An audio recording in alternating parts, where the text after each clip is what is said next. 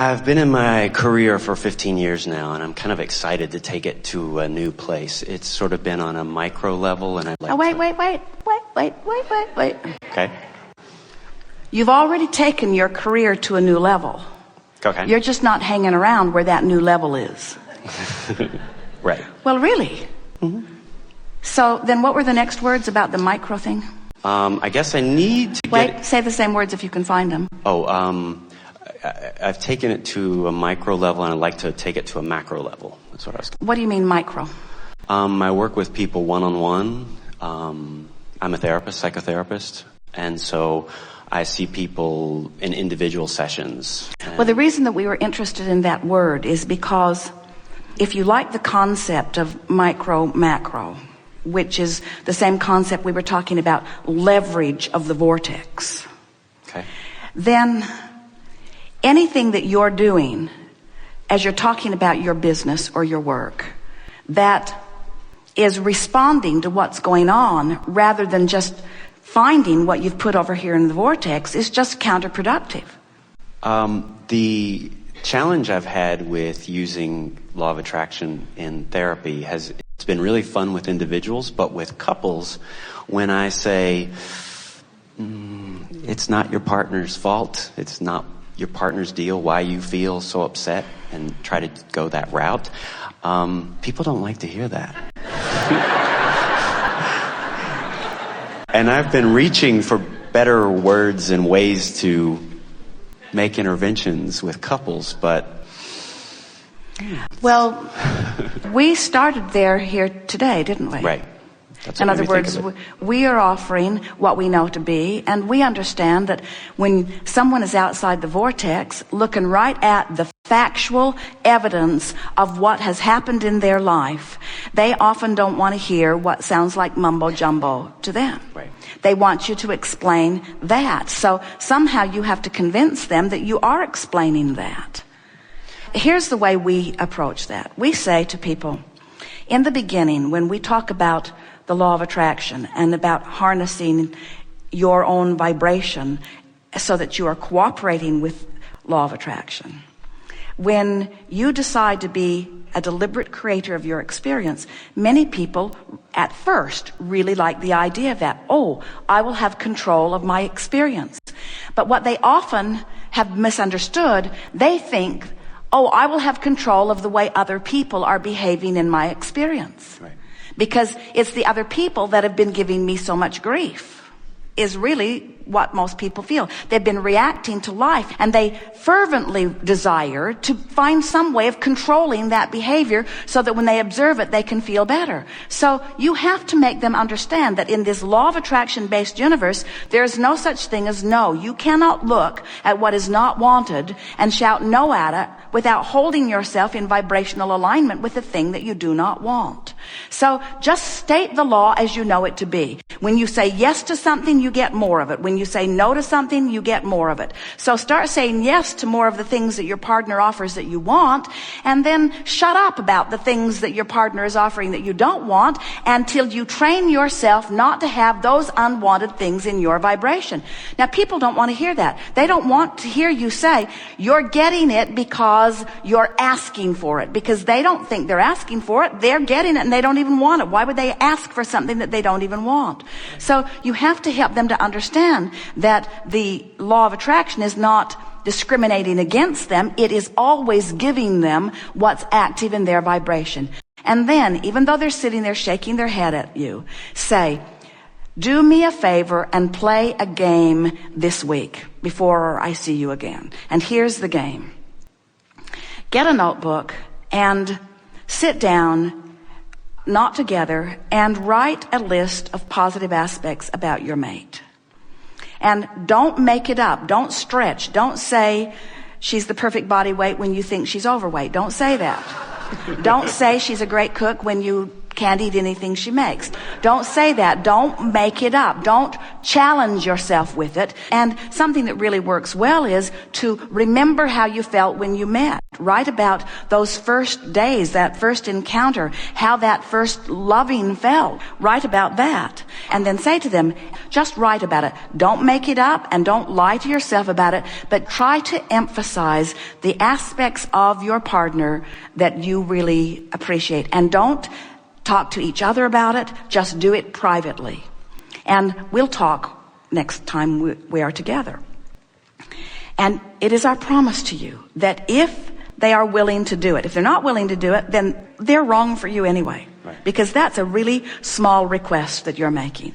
So that means they don't trust you, or they don't have a strong enough desire. They're not the right people for you to be working with. But if they will do the work, when they come back, their relationship will have changed in 1 week's time. They will have had fewer negative encounters and many more positive encounters, because they will have awakened in themselves, each of them, the thing about the other that they most appreciate, but more important than the evoking from each other better behavior, which will happen too. They will be using each other as their excuse to be in the vortex. And when you use someone as your excuse to be in the vortex, you love them. You love them, because you can't be in the vortex unless you are focused in that way. So when you use someone deliberately to be your excuse to be in the vortex, Source fills you. And then that's what being in love is anyway. That's why people want to drag them home and keep them. Those people that make them feel that way. In other words, if people really knew about the vortex, looking for a partner wouldn't be the big quest it is for so many people. There would be more programs about getting into the vortex and far fewer about finding a mate. Seriously, because there isn't anything that anyone wants for any other reason than they believe they will feel better in the having of it, you see. So there is a magic in that. There is a magic in that list of positive aspects that will give them the opportunity to shift their vibration and then change their point of attraction, yes, but change the way they feel, more important. So when she says he promised to pick up the kids the last 3 weeks in a row, but he got drunk and forgot, and I had to leave work and go pick up the kids, and I say, make a list of things that you really like about him. Well, you see, they don't have a chance finding improvement from you because you don't believe in them. You need to make a list about them.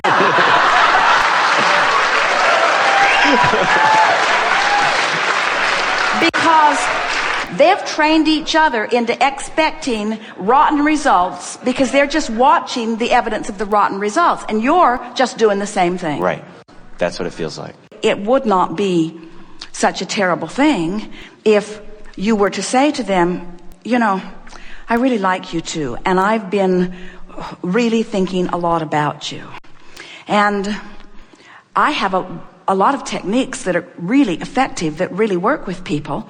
But when I thought about teaching them to you, I also thought, you're probably not going to have any of it. In fact, I said to myself, I'm going to say this and she's going to say this. And then I realized I couldn't teach you because I let you convince me that you were broken. Wow. Yeah. And as long as I let you, because you think you're broken and you're displaying it so perfectly that you convinced me that you were broken, and so then I started getting all balled up because I didn't know what to do with you. And then I remembered, hey, they're not broken. They have powerful desires that this perfect relationship has helped them carve out. They deserve to feel good, and they deserve to be in love, and they were in love at one time and they want to be again. And the reason that they're here is because they still want to be in love and they want to feel good. And I know that I have knowledge that will help you, and I decided I was not going to let you train me into your negative expectation. I'm going to train you into my positive expectation. So I sat up a few nights and I thought about you. I didn't let myself see you as you are. I remembered instead who you really are. And as I remembered who you really are, I know that you two are in love, and I know that you two are good together. I know that the basis of this relationship is a strong and stable one. And I have so brought those images to my mind that I am determined that I will stand here as the complete conveyor of my absolute knowledge that you are great together. And what I need you to do so that you'll know it like I know it, and then say, oh, it's easier for me because I don't live with you two annoying people. So it's easy for me, but it's not as hard as you think it is. And here's what you got to do. Step 1. Make a list of positive aspects about each other. And don't give me any grief about it. I know you can do it. She's hot. As we talk about this vortex of creation, must be annoying. It just has to be to someone who is really reality-based. You go home and you say to your friends, yeah, I don't know. We learned not to face reality. That's worrisome. And then we were pointed over here at the floor. And we are told that there is a vortex of creation that includes everything we want, but we can't see it.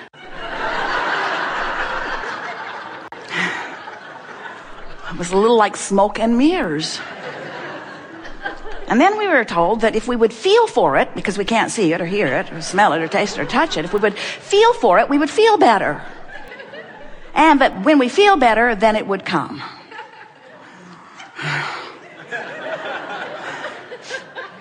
Hard to accept that, isn't it? But if you will play our silly game just for a little while, what you will discover is that you are vibrational beings first and foremost, and that the vibration of your being has 2 vantage points. So good when you get this. 2 vantage points. The vantage point of what you're focused upon right now, what you're talking about, what your attitude is, what your mood is, whatever you're focused upon, that's a vantage point. It's you focusing. And then there's the vantage point of the source within you, who existed before your birth and who has been expanding ever since you've been here in this physical body, becoming the equivalent of every request, no matter how big or small you consider it to be, all of the days of your experience. So here is this vibrational being that is playing off of you, playing off of the physical you all day, every day, all day, every day. And you can tell by the way you feel how well it's playing. If you are having a joyful moment, there is no vibrational difference between you and you. You are so in sync. You're in this physical body, but you have set up no vibrational hindrance or resistance. And so you've got full flowing of the wholeness of all that you are flowing through you in this moment. And you're clear-minded, you're on point, you're vital and alive. Your mind is clicking, your body is clicking, the cells of your body are benefiting. You are thinking of things just at the right time. Your timing is exceptionally good. The lyrics to the song you are writing are flowing through you. The music is moving through your body in a remarkable way.